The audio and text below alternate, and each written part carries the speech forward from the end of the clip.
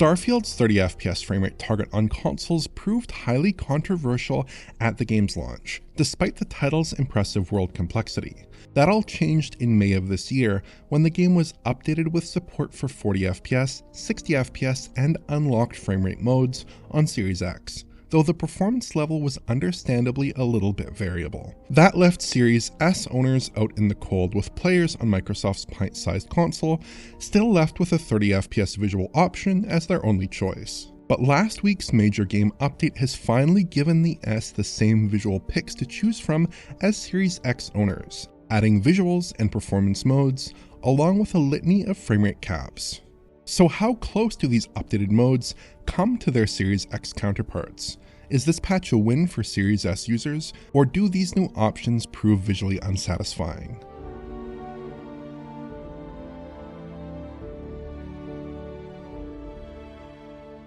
Starfield on Series S provides one key graphical choice to players, the option to select a performance or visuals mode. Plus, there are toggles for different framerate selections, some of which require more advanced display types, along with an option to enable or disable VSync. The performance and visuals modes have some obvious visual differences. Shadow resolution takes a big hit in the performance mode, which is very obvious across the game. Shadow draw-in is also more aggressive for some distant objects. Starfield uses some quite effective shadow filtering though, so shadows in the performance mode generally just look softer, without obvious sawtooth edges. Paradoxically, that can make the performance mode look more realistic at times, like with these thin shadows cast from overhead beams, which appear overly sharp in the visuals mode. With soft shadow maps, there's sometimes a trade-off between shadow resolution and the appearance of natural shadow penumbra, and that's exactly what we're seeing here. In general though, the visuals mode does provide a more satisfying appearance, as the performance mode doesn't ground smaller objects very effectively. The other major cutback comes to foliage draw. Ground foliage draws in at closer range than the performance mode, and has much less density. This is especially obvious in the area around Aquila, where this tan grass is quite sparse in the performance mode. Similar bits of clutter in the image, like the small rocks on Mars here, are also cut back in the performance mode option. There are likely other changes as well, but I struggled to find anything that substantially differed on a consistent basis. That includes crowd density, which seemed very similar to me, even though I restarted the game between these captures. Those tweaks represent the most obvious changes to underlying visual settings, but there is a cut to resolution as well. The visuals mode remains at 900p internally, but the performance mode gets a substantial cut, down to just 432p in my counts. Dynamic resolution is a possibility, though I didn't encounter it in my tests, but both modes do use variable rate shading. The visuals mode is then being reconstructed to something like 1440p here, while the performance mode appears closer to 1080p. There's an obvious difference in image clarity, though the bigger issue comes down to the way the performance mode struggles to resolve fine geometry and elements like backlit signs. FSR 2 or 3 is likely the image upscaling solution in use here, based on the ghosting we can observe and the way particles sometimes present. Like the prior versions of the game, I think it's an effective enough solution for this game, though it's being pushed pretty hard in that performance mode.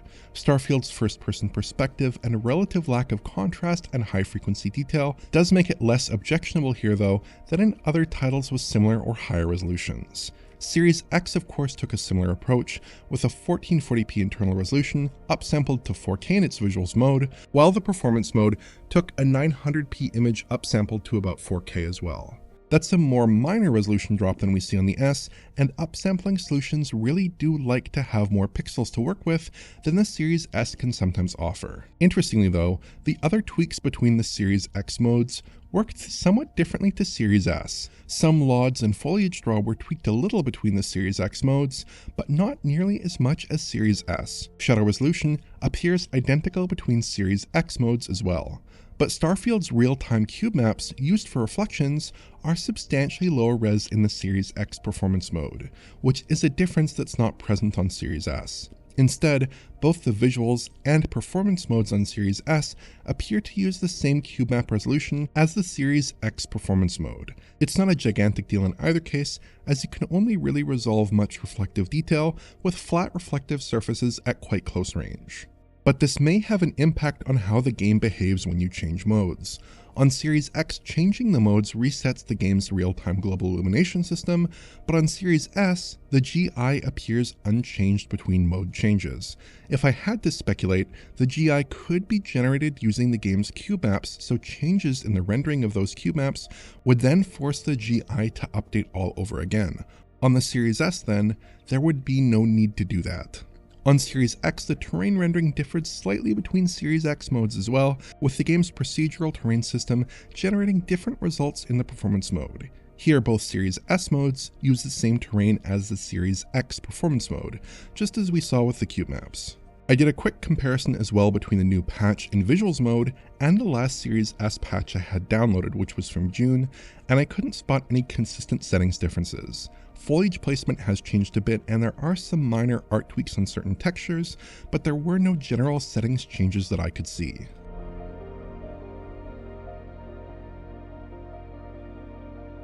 The Series S has the exact same framerate configuration modes available as the Series X, so we get options for 30 FPS, 40 FPS, 60 FPS, and uncapped frame rates depending on your display and display settings. Let's start with the 60 Hz modes first. Series S has a performance mode, which defaults to a 60 FPS framerate cap.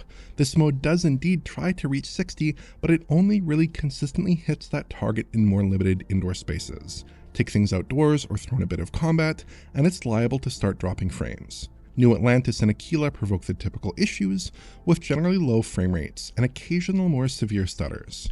While playing, I was left with the distinct impression that the Series X performance mode had higher typical frame rates, and indeed when we return to the newly updated Series X code, frame rates are superior. When the S is just short of 60, the Series X is just about there. Performance in more CPU-limited areas sees a smaller bump, however, with both machines falling well short of 60. We see the same pattern in the Visuals mode with a 60 FPS framerate cap. Here, the game is a lot more taxing, so you shouldn't expect to ever really hit 60, except in fairly rare circumstances. The framerate tends to average around 40 FPS or so here on Series S. But again, the Series X Visuals mode substantially outperforms the Series S.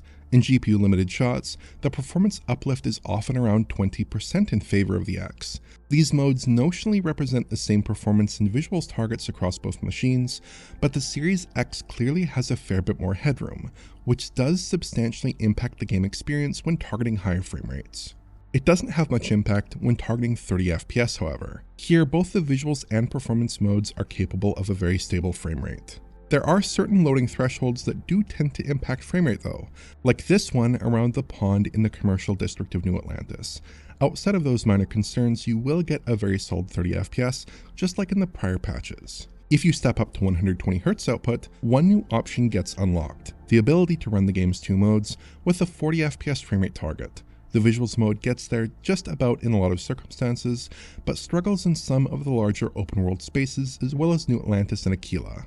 The performance mode logs a more credible 40 FPS update, only really suffering extended dips in the aforementioned city spaces. We can also run the game with no framerate cap, though this option is only available to us when we are running the game at 120 Hz output with VRR enabled. In more limited scenarios, framerates in excess of 80 FPS are possible in the performance mode, with less exciting results elsewhere. The Visuals mode offers less here, with framerates generally south of 60 FPS on Series S. I don't think that leaving the game uncapped is the best idea, as that just emphasizes Starfield's rather lopsided performance profile.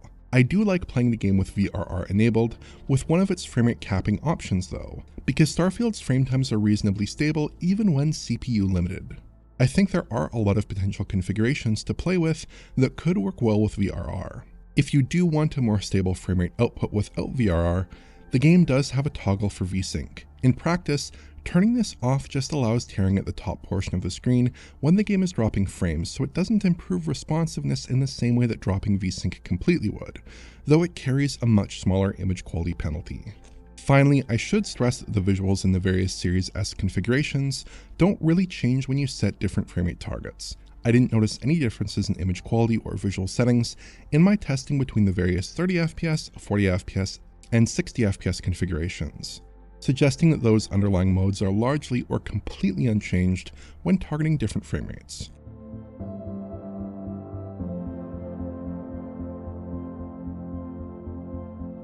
When I took a look at the May Starfield patch a few months ago, the lack of Series S mode options was my key concern. Obviously, Series X had more room to degrade settings and image quality than Microsoft's weaker current-gen console, but new modes really should have been exposed on the S as well. The Series S is capable of similar CPU performance to the X, so scaling graphics down in an attempt to hit 60 should have been very possible. Bethesda's attempt to patch in these graphics modes to achieve that goal has been mostly successful. It's really exactly what it says on the tin: 2 graphics modes with differing aims, and a bunch of different framerate targets to pick from. My only real issue here is that there isn't quite as much room for increased frame rates as I'd like. On Series X, the performance mode was a reasonably strong 60 FPS in a lot of game content, and the visuals mode easily reached 40 FPS most of the time as well. But on Series S, there's much less headroom, making this patch arguably less exciting and of less utility on a conventionally refreshed panel. I do think Bethesda is dealing with some harder image quality constraints here though, so it makes sense why they didn't pare back things further. I also have the same more minor objections as I did a few months ago, namely that the complexity of these options may overwhelm some players, and that there are some options that present the game in a less than ideal condition. The performance mode at 30 FPS, for instance, is essentially pointless here on any display type, but less informed players are still free to access it. Starfield is a game with some technical baggage, and if you do want a stable framerate across all game content, you should stick to the default 30 FPS visuals option. But for those players who can accept a little bit of inconsistency in pursuit of smoother typical gameplay, this patch does the job, even if the Series X wins the performance race. If you enjoyed this video, please like, subscribe, and press the bell for YouTube notifications. Check out the Patreon at digitalfoundry.net for exclusive and early access content, and to get in touch, use social media. Thanks for watching.